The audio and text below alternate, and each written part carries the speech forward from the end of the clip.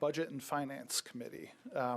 We'll start with resolutions. First is Resolution RS 2019-30, urges the Metro Department of Law to settle the claim of Shondell Brooks as next of kin of Aquila de Silva against Metro government and requests Metro Legal to resolve this action expediently, and the Emergency Communications Center adopt a policy for 911 call takers regarding GPS coordinates. Is there a second? All right, discussion. Let's see, Mr. Glover, press your button first. So I'm going to go to Metro Legal on this. I guess Mr. Safley, is it where is chair? Is that where I should direct? Sure. Okay. So, Mr. Safley, given the where the case sits right now, and I certainly don't want to have you divulge any information that A, you don't know, or B, is sensitive still on this. Is this an appropriate action for us? My gut says it's not, because I'm afraid we're compromising something before we actually understand what the actual outcome may be. It's not appropriate from the perspective. Should be on. Is it on now? Okay. It's not appropriate from the perspective of the Department of Law. I think it's still, I don't know, is it? Excuse me? I think we're all having difficulty hearing. The microphone's on. Yep, okay, it is. Okay. How about now? That's much better, thank you. All right. It's not appropriate from the perspective of the Department of Law. If this resolution is ultimately passed, certainly the department will take note of it, but the charter gives the responsibility to oversee all legal matters, including litigation, to the department. And we have to do that from what we perceive is in the best interest of the metropolitan government. As we go forward with the litigation, the discovery, if and when the time comes that we think a settlement is appropriate and in the best interest of the government, we would certainly bring it to the council at that time. And isn't that typically the process that is always followed? That's what I've been, that's what I've witnessed. That's the process I know that's been followed for at least the last 35 years, because that's how long I've been with the department. Okay, thank you, Chair. Councilmember Allen. Thank you, Mr. Chair. I was wondering if we had anybody from the Emergency Communications Center that could address the question about the GPS coordinates. Is there anybody from that department? Nobody is. Oh, we got. Maybe Chief Swan could discuss that. I don't know. You want to re-ask your question, Council Lady? Yeah, I mean, my understanding is that there may be certain circumstances, like someone calls from another location when being bound to the GPS coordinates might not necessarily be helpful. And I would just ask if there's a way for I think the wording was to adopt a policy that required you to use the GPS coordinates, and I would just want to be sure that wouldn't create some unintended consequences. Well, I would first say that I would be more comfortable even answering that if one of the DC, the emergency operation people were here, because it is a little bit more complicated than what it sounds like. I know we've got things set up in our system. For instance, when they dispatch for fire, for instance, it's not always the obvious stations that are dispatched, and it's done through a certain system. So I'm just not comfortable. I appreciate the opportunity to speak, but I'm not comfortable to speak on this matter. I think they should be here to really be able to justify or disprove that fact. Okay, well, I appreciate you giving your perspective. I mean, I understand what's driving this, and certainly appreciate the goal to make sure that everything is answered as promptly as possible, but I have concerns that simply because we're not experts on this, we're actually creating more of a problem than we're solving. So I'd like to feel more comfortable about that before I could support it. All right, thank you. Councilmember Vercher. Thank you, Mr. Chair. I want to encourage the committees to to support this resolution. As I stated before the last term ended, there were some concerns as it relates to this resolution being an overreach. So I modified the language as it relates to providing a directive to the judicial side. And just want to remind my colleagues, although we are separate branches of government, that doesn't mean we yield our legislative authority and responsibility to those other branches. This resolution is not unique. As a body, as legislators, we oftentimes urge other sectors of government for various things. For example, back in 2003, the council urged the state fire marshal to do some things. We don't have any jurisdiction over the state fire marshal. Also, we've urged the mayor's office, the executive side, to do various things also. This resolution, again, I stated a whole lot of this, the prior council. It isn't about trying to tell the judicial side to settle for a particular amount. Heard your concerns the last time. As legislators, we don't have to be the expert in this.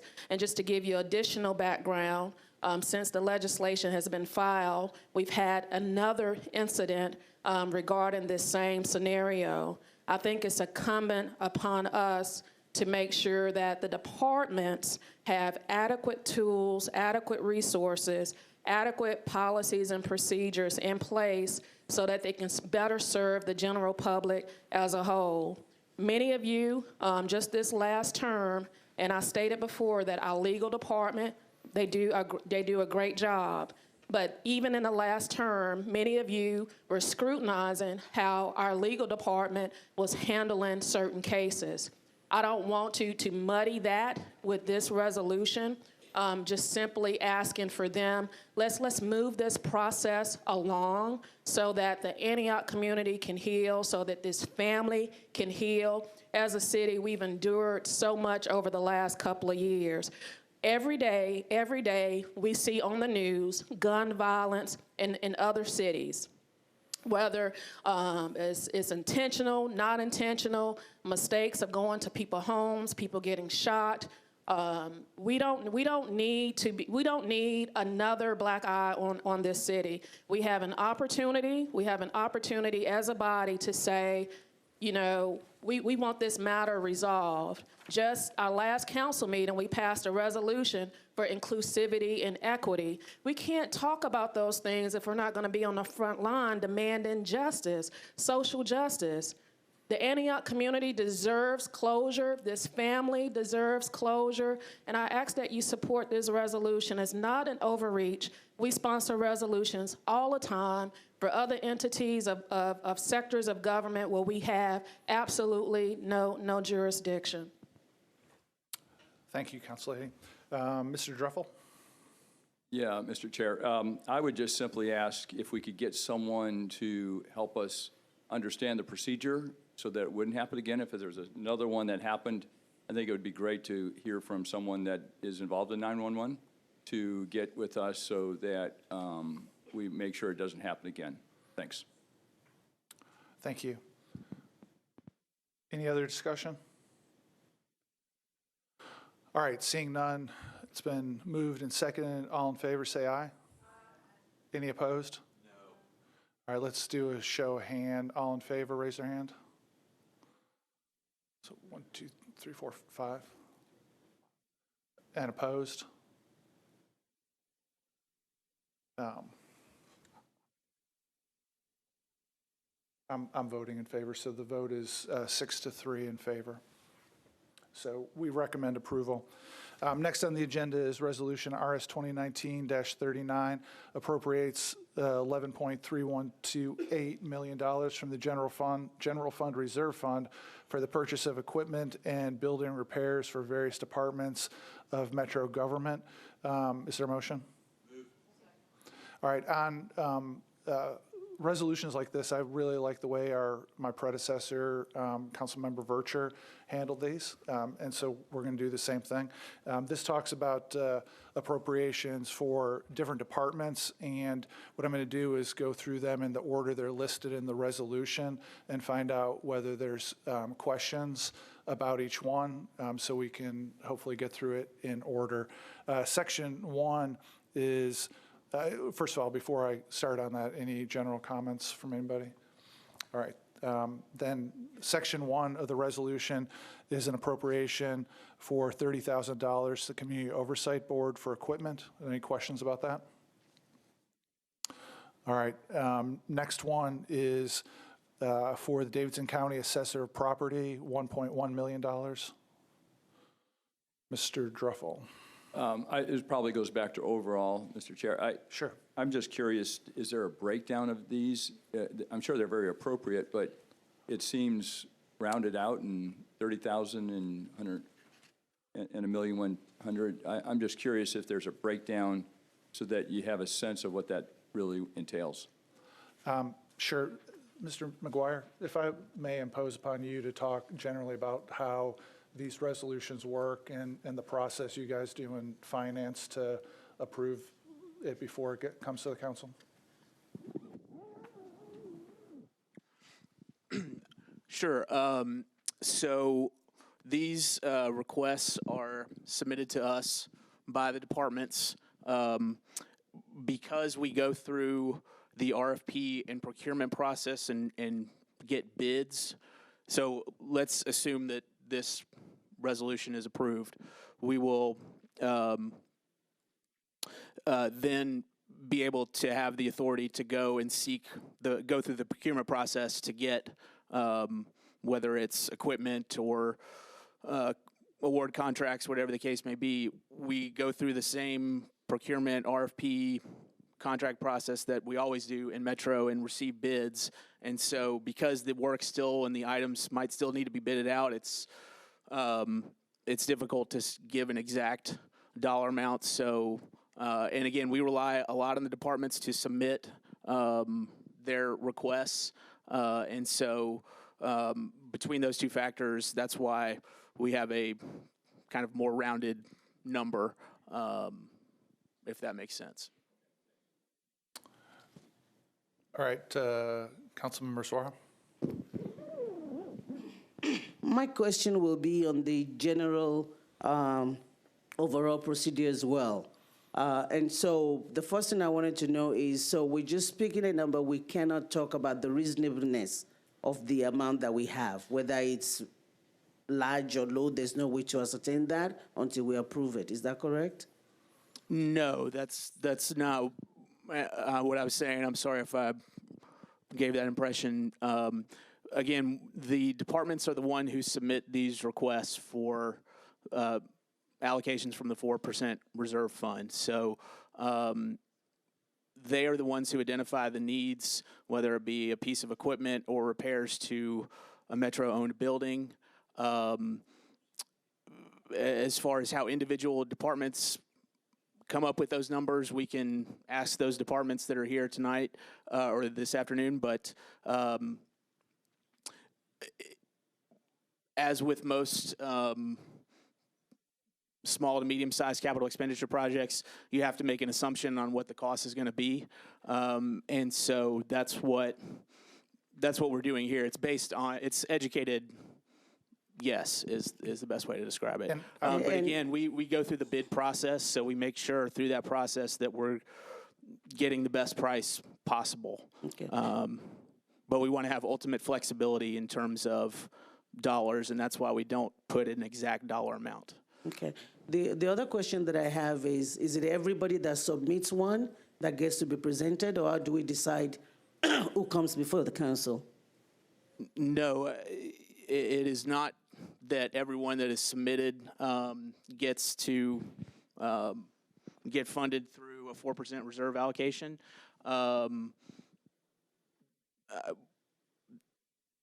It's really based on the priority and need of the department, and it's also contingent upon the availability of the fund. So the 4% reserve fund is called such because we take 4% of all original monies that come into the general services general fund and place it into this reserve fund. I say all original monies, that's except for monies that come from other governments like state and federal grants. We don't take 4% of those monies, but in any event, that money is set aside, and it requires a minimum balance of $1 million in the 4% reserve fund. So as the fund is spent down, we need to replenish it. So it is largely subject on the availability of funding within the 4% reserve fund. And then ultimately the decisions are made on which of those to allocate capital dollars to. My last question, I guess it's just procedural, just wanted to have a good understanding. So if we approve the budget and then you go through the bidding process and the cost is less than what was approved, then the amount goes back into the fund? Correct. The amount is actually not spent out of the On fund. anything else? All right, Correct. thank you. Yes, we can only spend it on what is approved by your body. All right. Mr. Druffel, another preliminary question? Yeah, does this include schools so you can repair buildings for schools? It does not. It does not. Okay, thank you. All right, those are good questions. So back on section 2, does anybody have questions for the Davidson County Assessor property about the $1.1 million listed in section 2? All right, how about section 3, $361,800 for Davidson County Sheriff's Office for equipment? No questions there. $500,000 for Department of Finance. See a couple questions there. Council Lady Allen? If I read the analysis right, this is body cameras for the finance department. Is that right? We will not be wearing body-worn cameras, no. Good to know. That would be very boring footage. We actually have Chris Harmon, our budget director, who is here to speak on behalf of the finance department's request. Council Lady Allen, although sometimes on the floor I have wanted to wear a body camera, it is not for the benefit of the employees of the finance department. As the body-worn camera implementation takes place this fall, in discussion with the administration, we felt like we should make an allocation for 4% funding for body-worn camera, 4% eligible expenses, and that since we didn't necessarily have all of those requests into us, they probably needed more evaluation. We needed a global look at those requests for evaluation, prioritization.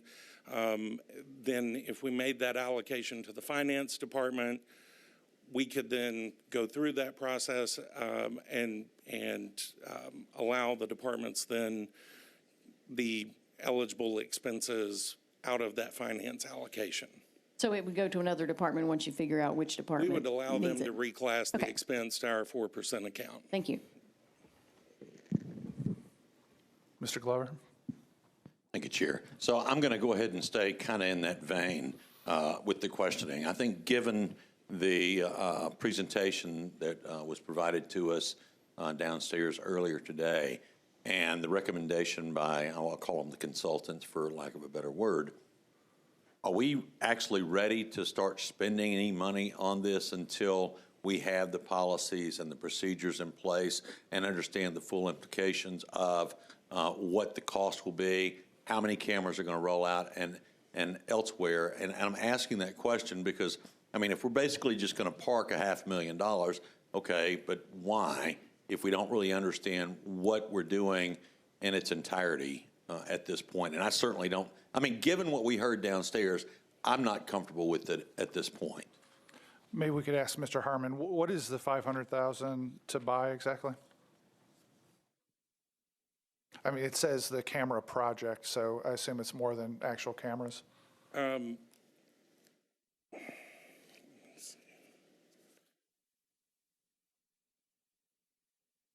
An example would be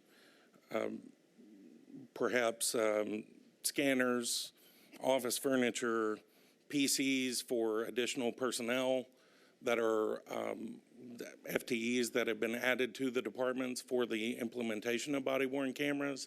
I mean, I'm speaking generically here, but those are some of the types of requests that we've had for 4% funding. So what I'm hearing you say is you don't know what's in that 500,000?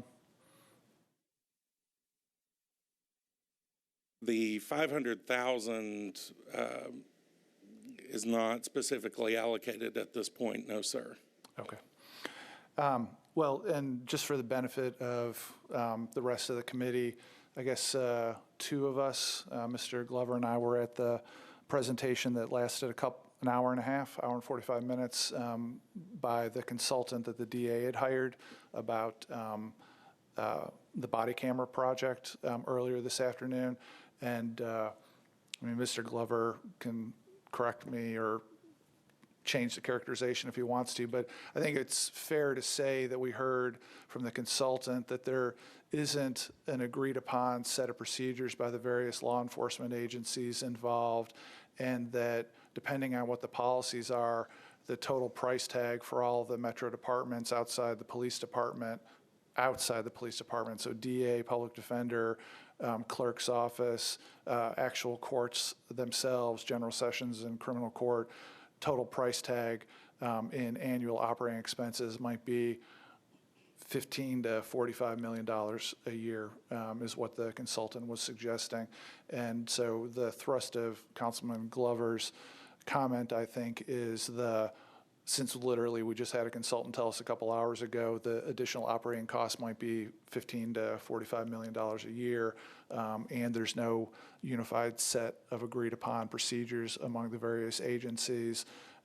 He's suggesting that what are we spending this money on is a fair question to ask. I guess my question would be, if this ended up, so is it literally just parking 500,000 and figure out later what it would go to? I mean, Chair Mendez, we do have 4% requests from departments. I don't know that that is a complete set of 4% requests related to body-worn cameras. I don't think that it would meet the, I don't think the 500,000 would meet the total 4% requests that we have currently. So I don't think it's necessarily parking 500,000. I think of it as 500,000 toward the implementation of the body-worn cameras project, and perhaps a future 4% allocation to come after that. Again, some of it would be dependent on decisions that are made with a capital spending plan, should one come forward. But you have an advantage over me. I have not seen the consultant report from this afternoon, nor have I had that presentation. So, All right, maybe it's Hannah is the right one for this question. So we're not limited on the number of 4% resolutions we can do, right? All right. So then, hold on. Again, the only limit is maintaining a minimum $1 million in the fund balance, but there's no limitation on the number of 4% reserve allocations that can be made in a given year. Thank you. Mr. Glover? so then, my question is, this 500,000, $500,000, while I'm certain that it could be spent, we never have a problem spending money. I really don't have a full comprehension as to what it would be spent on, and is that the right way to spend $500,000? So if it was removed right now, and you've already asked one of the questions is, how quickly could it come back if we start digging deeply into this and we see that we need to start doing, implementing of the procedures, whatever the policy looks like with the administration and what comes before the council? If we remove this, what kind of damage is it going to do as far as setbacks on trying to move the project forward? Because I think we all agree that we want to do it, but hopefully we will all agree that if we're going to, we understand the full recurring cost factors. All right, let me go to Councilor Suara. I think Councilman Glover's pretty said what I was going to say. I wanted to know, because the concern for most people is that the body cameras has been something that the council and the government has been delaying for a long time. And I get the goodwill of saying, look, we're going to put this money aside to show that we're ready to do this. So my take then is, if we can come back anytime for any 4%, and there's no fear that we will lose that money, then I'm okay with delaying it for a little bit. But if there's a fear that we might lose it, then we should go ahead and set it aside. So just to show that we're ready to move on the body cameras. Well, I feel like somebody's going to make a motion here in a second. Before we do that, Well, I was going to ask Go ahead. our legal, if we ask to strike this, then what are we now required to do a suspension of the rules tomorrow night? Yes, Which it is would be a what I late filed thought. amendment, so the rules would need to be suspended. Okay. Well, I'm not, for me, this portion here I'm not comfortable with, because I just don't think we've got enough questions answered before we proceed down this path.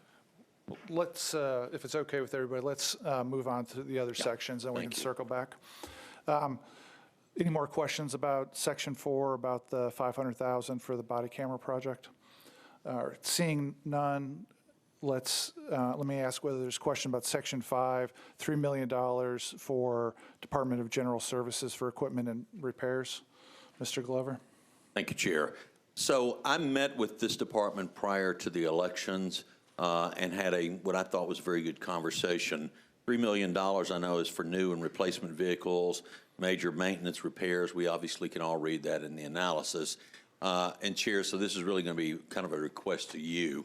Is there a possibility we could convene with the General Services Department in order for us to look at where we are with equipment, and let's see if we can't actually put together a long-term plan on vehicles, maintenance, and what kind of shortages we have. And I mean, it's going to go across every department that we've got with regards to the number of vehicles that on any given day are not operational, from ambulances right down to the codes department, et cetera. If we go ahead and do this, obviously they're going to keep moving forward, but I think the number is considerably higher than what we're seeing here. And I'm making the request, given this particular line item right now, that we bring them in to where we can sit down and have an extensive conversation around this particular department in our government. Yes, we can do that. All right, thank you, Chair. All right, any other questions about this Section 5? Seeing none, what about Section 6, $3.6 million for Information Technology Services Department for equipment? Seeing no questions. Section 7, $170,000 for Metro Public Health Department. Seeing none. Section 8, $380,000 for the Metro Clerk's Office. All right, seeing none. Section 9, $34,000 for the Metro Council for equipment.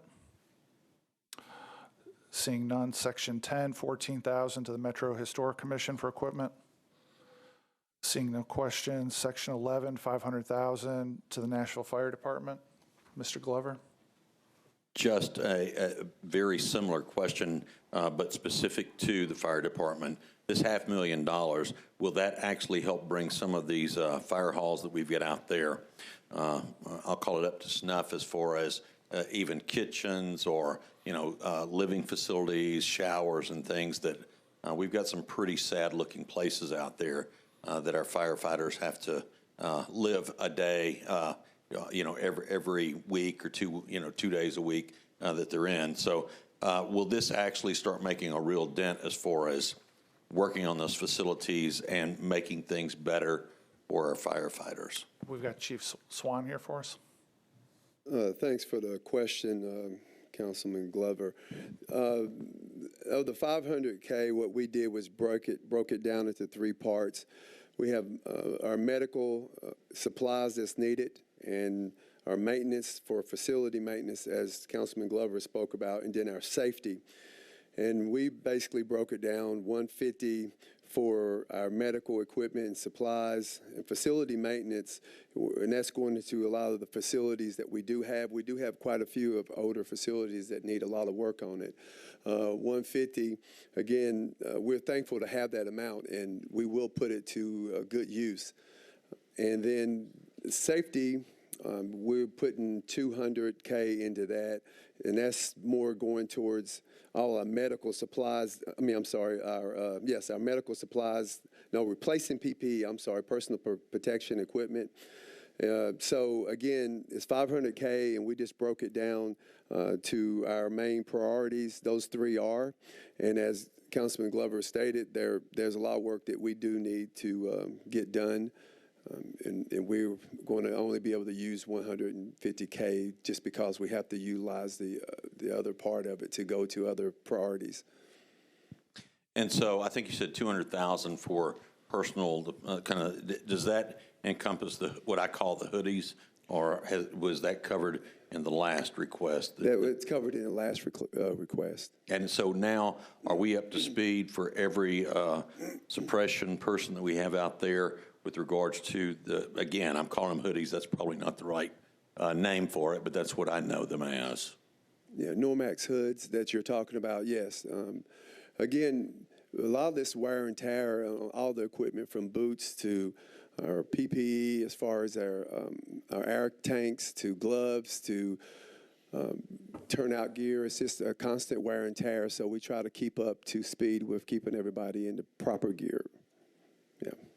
Thank you, Chief. Thank you, Chair. Any other questions about this one?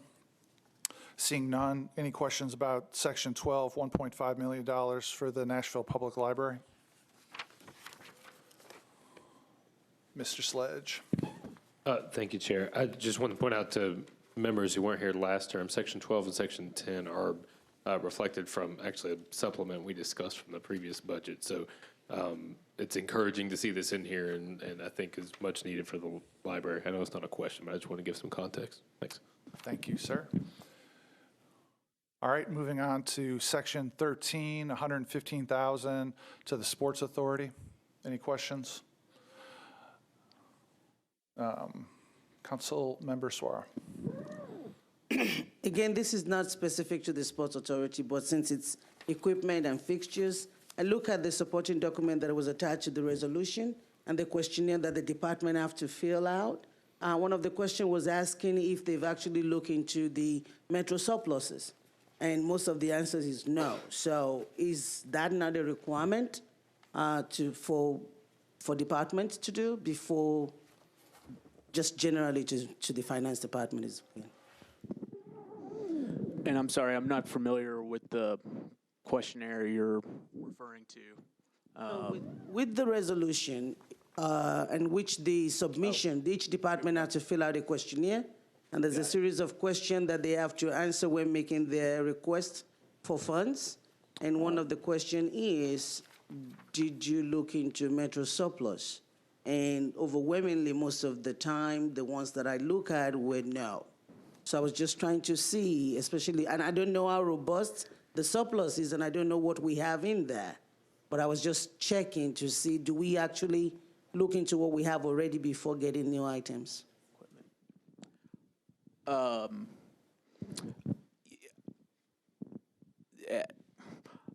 I would, I'm not sure, I can't necessarily speak for the Sports Authority on this one as far as why they checked that.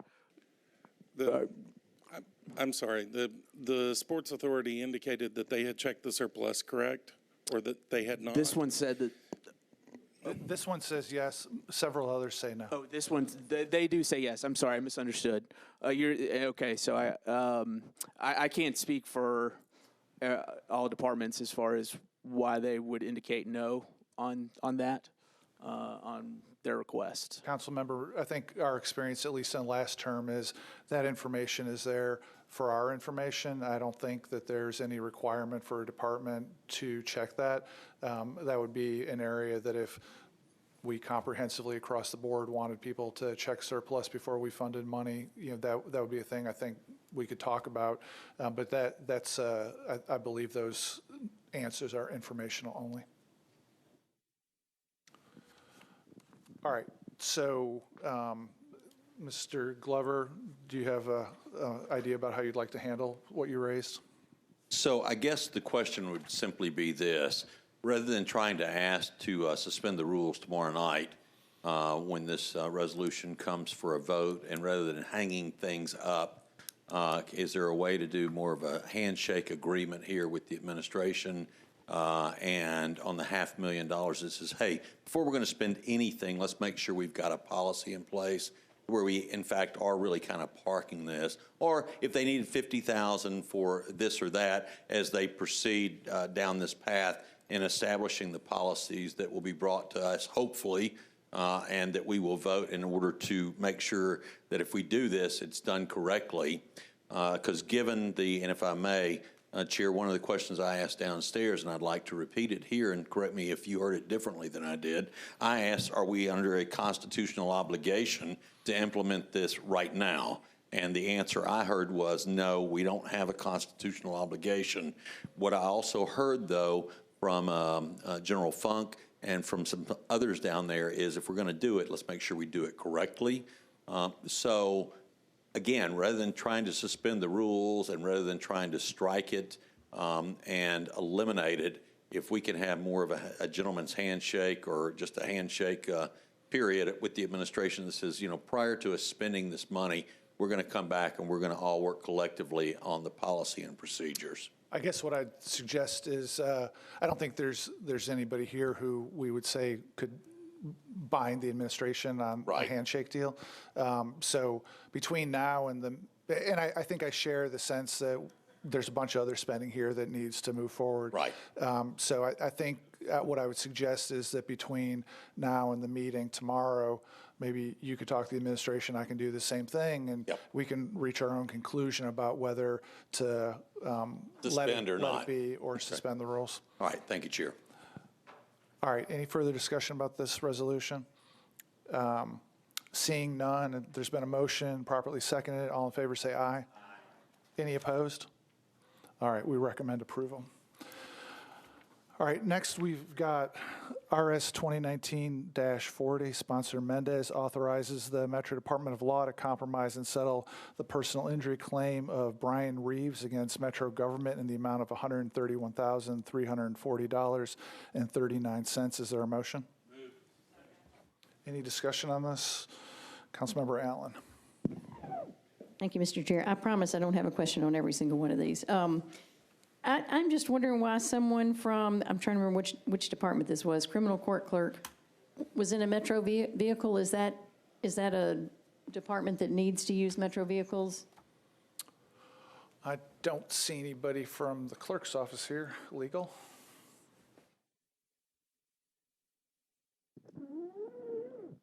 I'm sorry, I cannot tell you why they were in a Metro vehicle, other than the fact it was a Metro vehicle, therefore we were responsible for it. Do we have a policy on, I mean, obviously if you're a police officer, you need to be in a Metro vehicle or whatever, and clearly it increases our liability to have Metro employees driving vehicles if they're going to make mistakes, which we all do. Do we have some kind of policy on who drives Metro vehicles and who doesn't, and when we're liable for them being in those vehicles? Well, the policies as to who drive Metro vehicles would be under General Services. General Services? Yes. Okay, I'll take that up with Ms. Bidwart. This seems like a worthy question. Thank you for that. Any further discussion on this one? All in favor say aye. Aye. Any opposed? All right, we recommend approval. RS 2019-41, sponsor Sledge Allen Mendez authorizes Metro Development and Housing Agency to enter into a pilot agreement and accept payments in lieu of ad valorem taxes with respect to a multifamily housing project located at 1501 Hillside Avenue. Is there a motion? I don't see anybody pressing the button, but I would like somebody from MDHA to come up and explain this program for the new council members in particular. We got Mr. Kane coming up. Thank you. Thank you. Glad to be here. I am glad to bring this project in front of Metro Council. Park at Hillside is an existing development over near 12th Avenue South and Wedgwood Avenues. It has fallen into very disrepair, and that we have a opportunity here where they will be redeveloped. All of the units will be redeveloped that were there, that were affordable, a total of 260 units. This includes 1, 2, and 3 bedrooms. They'll all be family-oriented. In addition to that, they will be consolidated into a smaller tract of land, making additional property available for more development into the future. But this is 290 units. The taxes that will be paid on this are going to be, we estimate the existing taxes on that to be about $36,000. When this project's completed, it will increase to $45,000 will be the payment in lieu of taxes, and that will increase at a 3% per annum. The average income of all individuals living there will be 60% of median income or less, and the rents will be appropriate so that they're affordable. This is a 10-year total abatement that we're requesting. Thank you, Mr. Kane. I've got a question from Mr. Sledge. Oh, no, not a question. I was going to add on. Okay, go ahead. So that was an excellent description. I just wanted to also let council members who weren't here last term know that this was actually part of a negotiation that occurred between the residents and the developer, and this is the developer following through on that negotiation with the residents. So just so everyone's aware of the context. It was part of Bill, I had it up here. It was 2018-1242, in case anybody's interested. All right, thank you, Mr. Sledge. Seeing no further discussion, it's been moved and seconded. All in favor, say aye. Any opposed?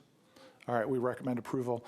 Next is RS 2019-42, sponsors Mendez Hurt, approves a homeless management information system grant between the U.S. Department of Housing and Urban Development and the Metro Development and Housing Agency to the Metro Social Services Department and Homelessness Commission to contribute to the national effort to end homelessness. Is there a motion? Any questions? Seeing none, all in favor say aye. Any opposed? We recommend approval. RS 2019-43 approves a grant from Keep Tennessee Beautiful to the Metro Public Works Department to implement a cigarette litter prevention and recycling campaign at Riverfront Park. Is there a motion? Seeing nobody, Council Member Druffel. Yeah, just out of curiosity, how much is the grant? Or is there any place that it's listed? It's just to know. It should be in the analysis, at the back of the analysis. Not to exceed 5,000. It's Page not 13 to, of the not to analysis. exceed $5,000. There's no local match spend. Got it, thanks. All right. Seeing nobody else, there's been a motion properly seconded. All in favor, say aye. Any opposed? All right, we recommend approval. Next, we'll move on to bills on second reading, starting with 2019-1. Sponsor Sledge amends the Metro Code relative to parking fines. Is there a motion? And there's no discussion, but I had a couple questions, hopefully, for the sponsor. So really, the one question was, do we know $25 is the right number? Because it feels like a bunch of stuff is going to have to be reprinted, and if we end up doing something else with parking and the right number ought to be $31.50 instead of $25, we'll redo it. So that's my question. Yes, thank you, Chair. So that number was set in two separate but kind of agreeing ways. One is that was a figure of, we all were aware of the conversation that had been ongoing about privatization, which this absolutely is not. One of the items that was to occur was that it was recommended that it go from $11 to $25. So it's a figure that at least has some public recognition and awareness as we've gone through that process. Second one was, as I was working through the legislation, our legal counsel actually recommended that it go to that number in part because of that conversation, and in part because I had looked at a couple different paths trying to center it on, quite frankly, the downtown area. And the recommendation from legal was it would probably be better if you picked a lower figure, but it applied to all parking meters across the county, but all parking meters. And they recommended that I go with that number as well. I agreed. Okay, thank you. Councilman Glover. So I'm going to ask Ms. Zeitlin, what's the ruling on if we move fines like this? Isn't there aren't there parameters with regards to we can't profit from it, but it has to cover our hard costs, and do we have anything to back it up? I think really what I'm doing here, Mr. Chair, is expanding your question to say, all right, because I'm like you, if we're going to come back in a few months, then are we premature if we waited? So this is actually a punitive fine, not a fee. So Okay. when Metro charges fees, that does have to be connected to a fee study Okay. of actual costs. This is a punitive fine, which is capped by the Tennessee Constitution at $50, but other than that, you can set the fine anywhere under $50. okay. Yeah, I'm like you. I don't understand why until we kind of know where we're going, why we spend the money, but Well, whatever. I'm glad for the reminder that 50 is the cap, so it's Yeah. not like there's a lot of numbers to Yeah, choose. no, that's fine. All right, thank you, Chair. Council Lady Suara. One of the things that was discussed mostly is that we have a problem of enforcement, and that was one of the reasons why we were trying to sell the parking meters to start with, because we don't have officers to enforce it. So my question is, if we do raise the fee to 25, does that mean that we have to have additional costs to be able to have people out to actually collect it, and does it even worth it to have that number? I guess we'll ask the sponsor, Mr. Sledge. Yeah, absolutely. I appreciate the council member's question, because that is essentially where every conversation I've had that starts with is general agreement about increasing the fine and then asking how are we going to collect it. So I sat down with our traffic and parking enforcement, basically portion within Public Works, including an officer who raised these same concerns. Part of my hope would be in starting this conversation is that you'll note in the analysis, there's no real fiscal analysis about increased collections. We do 1.5 million right now annually, but that's just kind of all sort of traffic violation fines. So it stands to reason that there will be some uptick in revenue, but we can't really tell what that might be. As we go through this process, my hope would be, obviously these goes into the general fund. When we have our budget discussion for the upcoming fiscal year, we talk very seriously about using some of those funds to go forth toward additional enforcement officers. We added one enforcement officer in the last term through Councilmember Allen's efforts, and that puts us up to 5, which is woefully inadequate. I have also talked with the Traffic and Parking Commission chair, and then there is a letter on your desk from Circuit Court Clerk Rooker had also indicated that his office is interested in getting this enforcement better. And the indications I've received is there are many ways to do that, and they don't cost a lot of money. One that I will likely bring up on the floor tomorrow as well to members is that apparently we are allowed within our enforcement efforts to boot cars. And when I asked how many boots do we have access to in Public Works to do that enforcement, the answer was 0. So there are absolutely enforcement issues, and my hope would be that this is the first of several steps toward getting our parking enforcement right. But I think that we can start this conversation by acknowledging this fine is very clearly too low. If we get it up to a level that gives us any sort of significant revenue increase that can then be put back toward additional enforcement and modernization efforts, I think it's something worth doing. And just one follow-up on that, Mr. Sledge. So I appreciate you having thought through all this stuff. Do you know if there's a price tag on what it takes to print new tickets or? Yes. So in the letter from Mr. Rooker, he indicates that that just sort of serendipitously that they are at the point where they've got about 3 months worth left of the tickets that they've already printed, and they were about to do a big new order of tickets. So if we were to put forth this change, he asked that we make the effective date December 1st, which I have an amendment to do. That will allow the office to go ahead and order tickets with the new amount should it pass through the council, and we wouldn't be wasting tickets. Well, why don't you go ahead and move your amendment? Sure, I will move my amendment, which does exactly what I just described. All in favor of the amendment, say aye. Aye. Is there any further discussion on the bill as amended?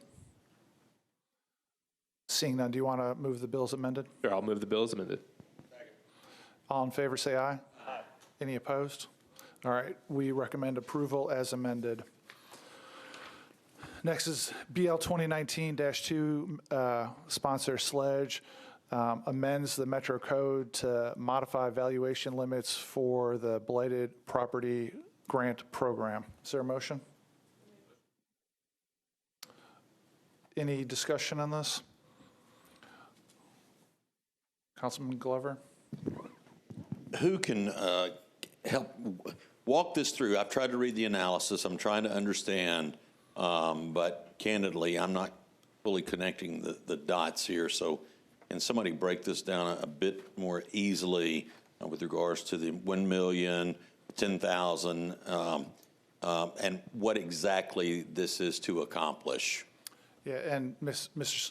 Sledge, I had the same question when I read through it, just sort of the real-life problem that this is attempting to address. Yeah, absolutely. So what I have been in talking with small business owners who have been going in or expanding into new facilities that, for all other intents and purposes, would qualify. They're in the qualifying census tracts. They're doing exterior improvements, and they're not, the wealthiest businesses in the world.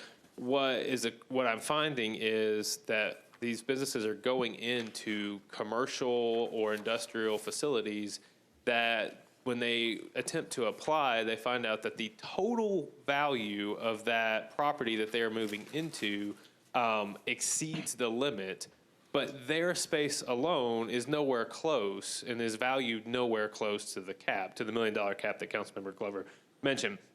So I talked with ECD, with our ECD, and have been talking with them for about a year about, is there a way for us to prorate the value so that if a small business were to go into, say, 20% of the space of a industrial or commercial building that's valued at $2 million, then they would be, when they made their application, we would prorate that value to say, okay, the value of this space then is $400,000, which obviously falls under the $1 million cap.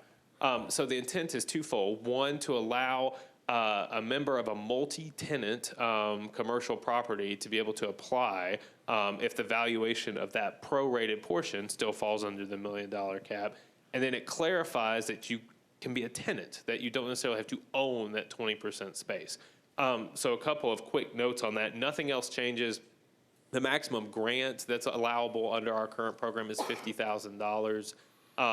That stays the same. All documentation requirements, all location requirements about being in a blighted census tract, which is determined by area median income in that census tract, all of those stay the same. But essentially what it does is it expands eligibility for businesses, particularly small businesses that otherwise would not have the opportunity because they are running their business out of a multi-tenant commercial space that exceeds the valuation cap. Mr. Glover? So, because I don't remember line items in the budget that we passed necessarily, is the $1 million already in the current operational budget, or is this money that we're going to have to discover? Mr. Sledge, do you know the answer to that? No, so there's not $1 million. The $1 million is the assessed value. So we have put in, and I'll have to go back and find the exact line item. There's already funds existing in this program. This is part of our small business incentive program, which I believe has something like $300,000, $350,000 already in it.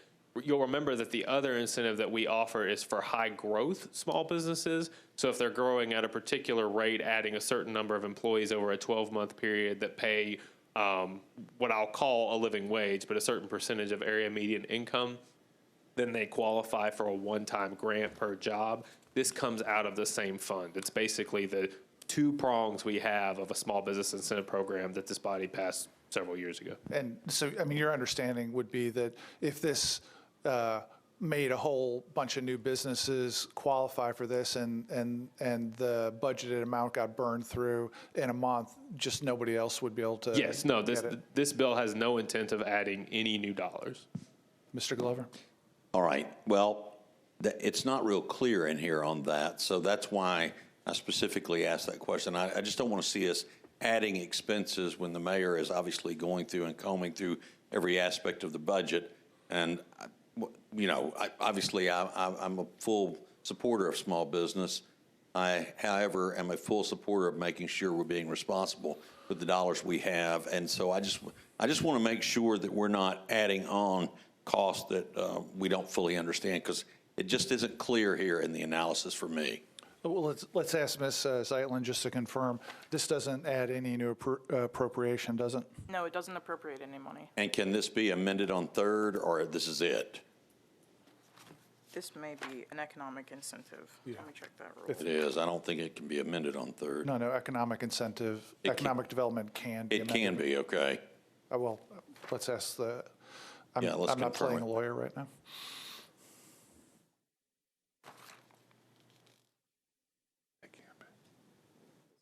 Amendments. Zoning matters, budget, revenue, service charges, economic development, incentive ordinances, or tax ordinances. So this can Okay, all right, be so- amended on third. So then I'm going to ask that if we don't mind, if we can just backtrack it to how much the dollar is that is already in the budget, where we clearly spell that out if on an amendment just for the third reading, that's fine. I just want to make sure there's not unintended consequences of spending, because I just don't necessarily see it in the analysis here. My sense is Councilman Sledge is probably amenable to that. Yeah, I'd be happy to accept that as a friendly amendment. And I did want to clarify, I found the line item in our current fiscal year budget, we had put 200,000 in. I don't know if there was a balance that carried over from previous years, and I'll work to find that out. Yeah, that's fine. I think right now we let the mayor and the council do our jobs, and let's make sure we understand of where money is being spent. Yeah, Thank you, and, Chair. What I'm hearing is that you'll talk to the council office about that friendly amendment.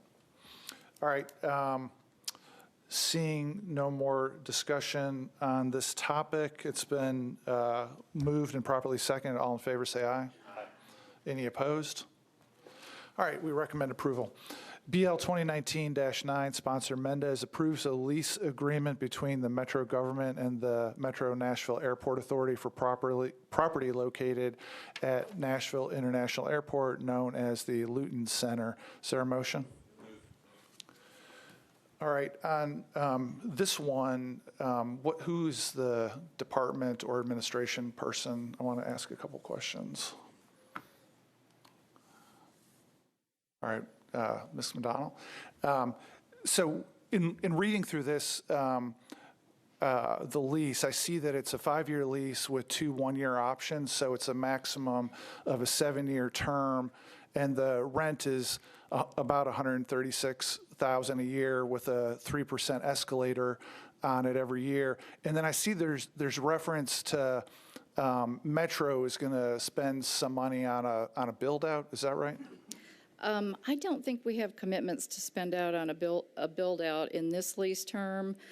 We did previously, and I may be wrong about that, but I'm not remembering that we have a commitment to spend money on a build out. Well, on this one, so I would direct you in the lease.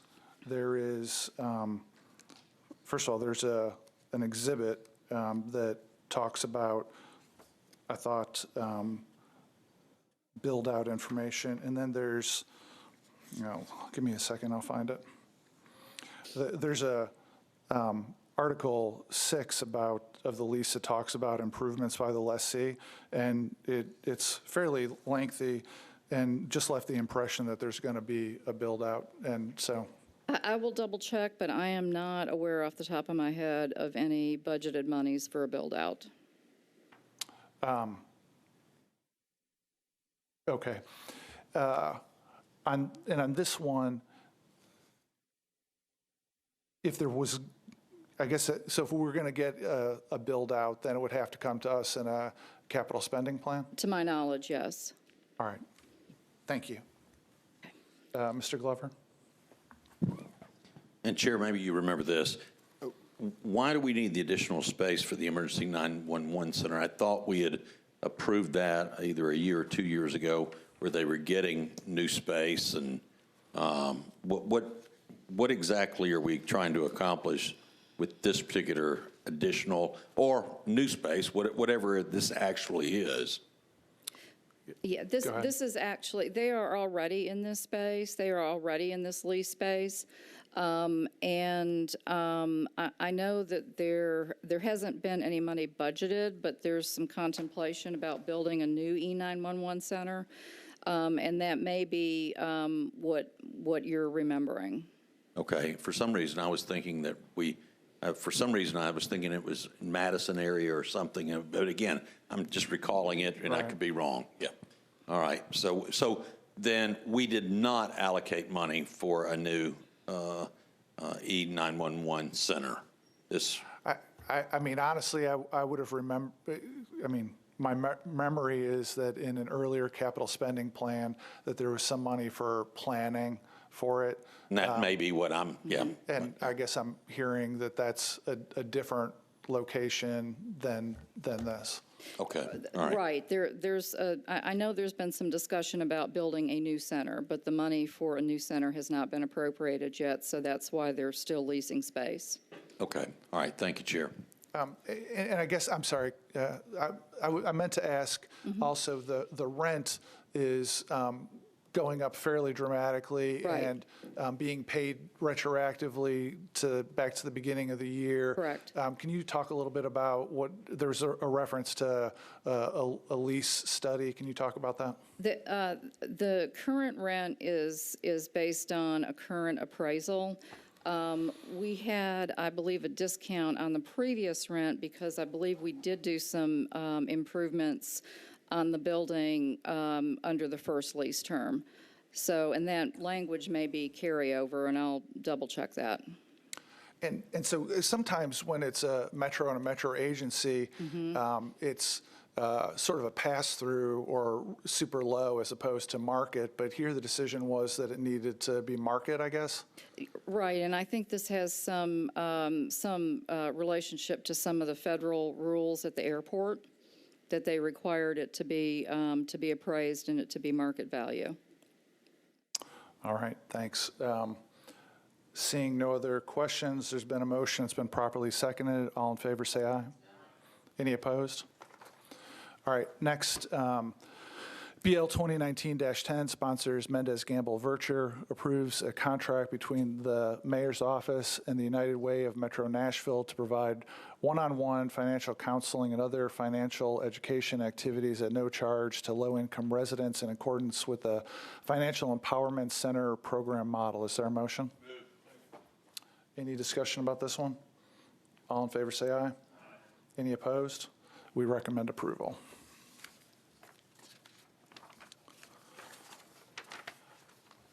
Our final matter is BL 2019-12, sponsors Mendez Hager, approves a lease agreement between the Metro Board of Parks and Recreation and the Sports Authority for a community ice hockey and skating recreation complex located at 1 Bellevue Place at 7638 Highway 70 South. Is there a motion?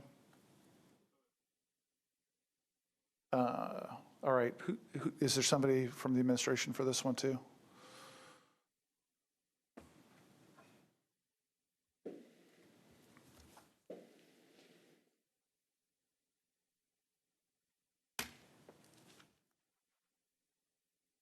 Good afternoon. Good afternoon. On this one, let me, like the one with the airport, I want to make sure I've got the terms right. On this one, I understand it's a 30-year lease with another 45 years of options. Is that right? That's correct. And it's $10 a year, no escalator, so potentially $750 worth of rent over 75 years? It is a no-cost lease, yes. And the lease is silent about who pays for utilities. I assume Metro is going to pay the utilities or Parks, not the Sports Authority? So the Sports Authority is responsible for utility access to the building, but then the Predators are paying their utilities. So that's not reflected in the lease about who pays utilities? That is in the facility management agreement between the Sports Authority and Powers Management. I think we're going to have that in. I mean, it's up to the will of the body, but I think it needs to say in the lease who's paying the utilities. And then similarly, and then I'll turn it over to questions to the group. It doesn't say in the lease or in the legislation that any assignment would be subject to council approval. It just says amendments would be subject to council approval, and I think we need it to say that any assignments of the lease are subject to council approval. And then I guess the last thing I want to ask about before handing over is, I see there's concession space in this space. Who gets the money from the concessions? I think the Predators do that. So when you look at the facility management agreement, and it speaks to revenues, then those revenues include advertising and naming rights, ticket sales, pouring rights, that type of thing, and that is retained by the team and is considered management fee. And then beginning in year 3, there's a formula in the agreement where the Sports Authority retains a portion of that money, of that revenue. I'm going to ask the council office. I think this is, I'm going to request that this gets deferred to come back again so we can make these changes. And I would like the legal analysis to make us understand the interaction with the management agreement. And with that, I'll turn it, but we've got, so there's been a motion for deferral. Is there a second for that? And then I want to get through the discussion because we've got folks here and we can go ahead and get their questions answered. Councilman Druffel? It says Metro would be responsible for the construction of the building and relevant building equipment. How far does that extend after the building's finished that we're responsible? It's just a question, I think. Answered. I mean, my general, I'm going to let one of the people from the administration answer that question, of course. But compared to that airport lease we just looked at, this is a fraction of the length and is silent. And maybe it's in other agreements that we don't have in front of us right now. But if somebody else has more light to shed on that, that would be helpful. Would you, I'm sorry, Margaret's up there, I didn't see her. Could you repeat the question? I apologize. Yeah, under, it says Metro would be responsible for the construction of the building and relevant building equipment. How far are we responsible for the building equipment, et cetera, within that lease? The Metro would be responsible for, Metro has actually built the building and provided the equipment that, to the facility equipment, the HVAC type equipment, and Metro would continue to be responsible for any sort of major repairs and replacements of that equipment. Okay, so we're responsible for the maintenance at the same time? Major repairs and replacement for the equipment. Routine maintenance, Metro would not be responsible for that. Routine maintenance would be the responsibility of the Sports Authority, and then that is passed along to the operator for the building. I'm just curious, do we know about how much that could be over the 30 years? I don't have that number, no. Here's what I'm going to suggest is I think even for those of us who were here last term, if we've seen the other agreements, we've maybe lost track of them. But I think they're between the Sports Authority and the team and not necessarily us. I do think that hopefully we're being heard that bringing us all up to speed about the interaction of all the agreements would be helpful, I think. And Mr. Druffel, anything more? No, I'm good, thanks. Councilmember Glover? Then I'm going to expand too, because it certainly seems we're going to defer this. I want to expand with the expenditures we've already had. What is the debt service payment on this? What is that amount, and who's picking up that tab? I think Ms. Seitlin's making a note of that. Perfect. Thank you. Ms. Darby, do you have something to add on that? Okay. And I guess I'll add another question. to what extent is this a done deal and this is a technicality, even though an important technicality?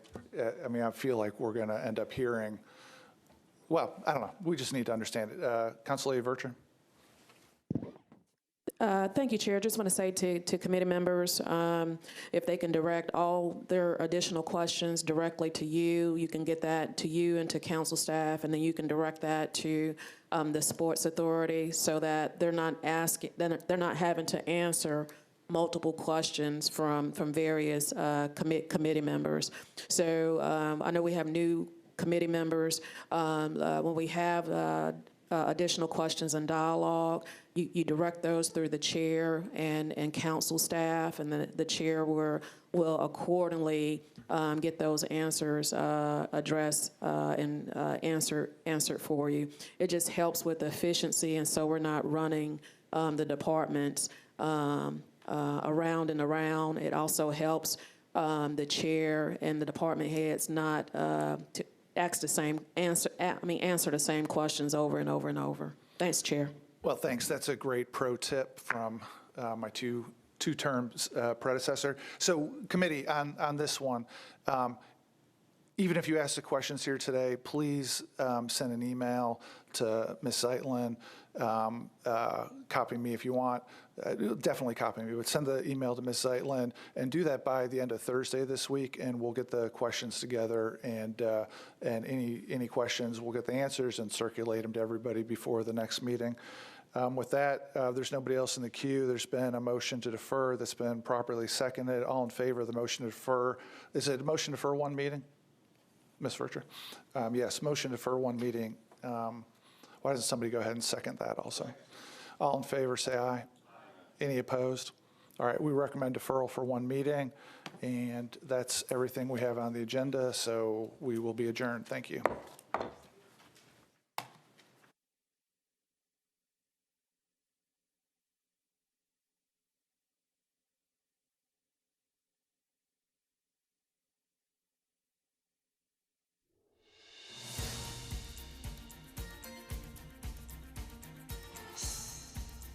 This has been a service of the Metro Nashville Network. If you would like to see this presentation again, or for more information about this and other programs, visit nashville.gov.